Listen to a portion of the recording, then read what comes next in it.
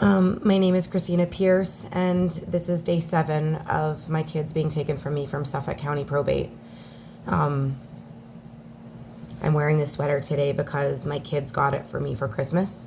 We had a fun day with a family friend and their kids, and she really wanted to buy it for me, and she didn't want me to know about it. So, I kind of had her not know, and I asked the dad to take her shopping so she could pick it out, and I was like, I'll Venmo you. And she picked this sweater out, so I've been wearing it a lot to keep the kids with me, as well as the sweater that I had on when the last time they saw me. Today I found out that someone's writing an article on what happened, so that made me feel really good, to feel like what's happened to my children is raising a lot more concerns. The other thing that I thought was really interesting is that somebody was looking into the case and what the judge wrote, and how I don't want to make assumptions or claims. You never really can know what's going on in somebody's mind, but what she wrote in the order when she took my children contains statements that are factually inaccurate without zero interpretation. So when she says in writing that I sought restraining orders on September 28th and was denied, and then I sought a restraining order again and was denied, whether she's deeply confused, forgetful, or not able to do due diligence to tap in the computer right in front of her to see the restraining orders that were issued in her same exact courthouse by a higher ranking judge. I have those restraining orders in hand. I have the restraining order for Imogen Pierce that was ordered on September 28th, 2023. And I have the restraining order that was issued for Skylar Pierce on September 28th, 2023. So when the judge writes something like that, it's either lack of diligence, forgetfulness, or to make it up so I look bad. I don't really know which one, but someone looked it up and it was like, oh, it seems like. Then I showed them the restraining orders, and their jaw dropped because there's no gray area there. It's a major judicial misconduct violation. My judge is in violation of judicial canons 2.2, 2.3, and 2.5, with many documented in writing and audio recorded and transcript violations of those canons, and 5, technically 6, but the 6th person needs to remain anonymous. 6 victims have come forward under this judge in Suffolk County Probate. I was reading the transcript from my last parenting call with the children and seeing the quote. If there was she said it something twice because of just, how she not stuttered, but she said, I don't love myself, and I have bad thoughts of self-harm, and told my father, or told daddy, whatever she said. Isn't that negligence?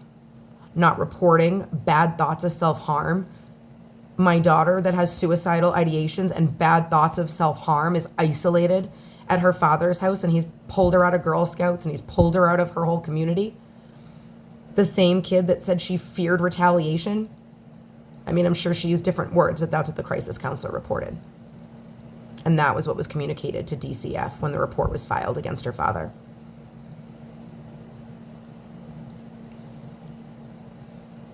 A big healthcare company used the medical report as a case study on body language. There's also there's a lot of notes from the medical report. Of course, private information was removed, but about how she presented. But the article itself is on body language and was referring to the state that they found her in, hidden under a blanket. But it also mentioned that her symptoms were worsening at the thought of going back to her father's, and that her coping technique and the way she's felt safe was being with her mother. Now, I don't care what anybody thinks about me. I don't care if somebody thinks that I asked for a restraining order and didn't get it, except I did, and he was served. There is absolutely no excuse in this country, in this state, to take children from their mother. Drug addicts have custody of their children. Married people are doing abhorrent things to their children every day with no intervention. There is nothing that I did that could ever even remotely come close to traumatizing my children so fully by ripping them out of my home for a child with a documented adjustment disorder. It's a crime. It's a violation of civil rights.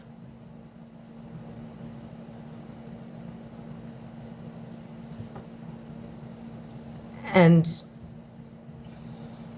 I don't know what mother would just accept that. I've talked to a lot of mothers who said they were bedridden for several months at a time. I know mothers that said that they did turn to substance abuse to cope. You can think what you want, but I wouldn't blame them. This is unhuman behavior that you can't judge human responses to. This is like acts against God and nature and law, and you can't judge that.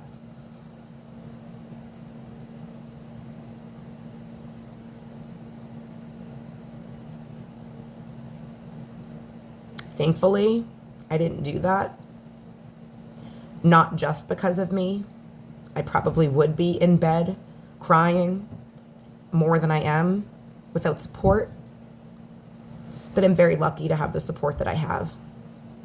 And I'm very lucky to have an army of people standing behind me demanding justice for Imogen and Skylar.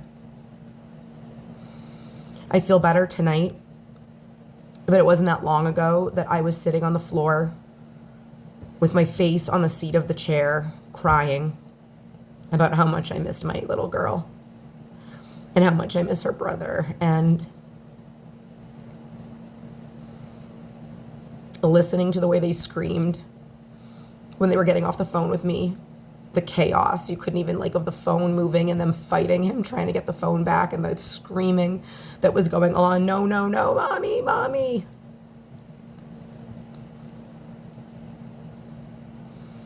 I promised myself I wasn't going to cry right now.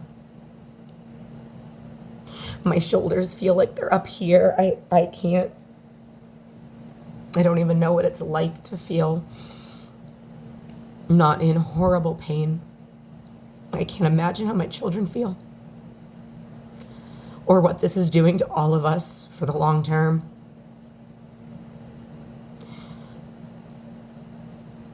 I can't even imagine feeling okay once they're home. How could I ever get over this?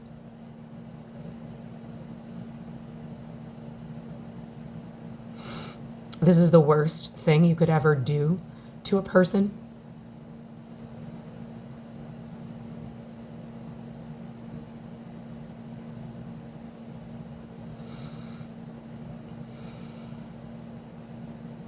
And I will not stop until my children are home and there is justice for Imogen and Skylar.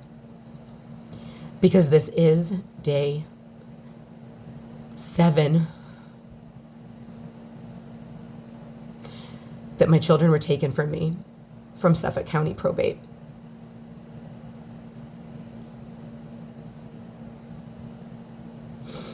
It is a week ago today when I dropped them off at school and never picked them up. It is a week ago that I never got to say goodbye. And when I say that, it means my children never got to say goodbye to their mother.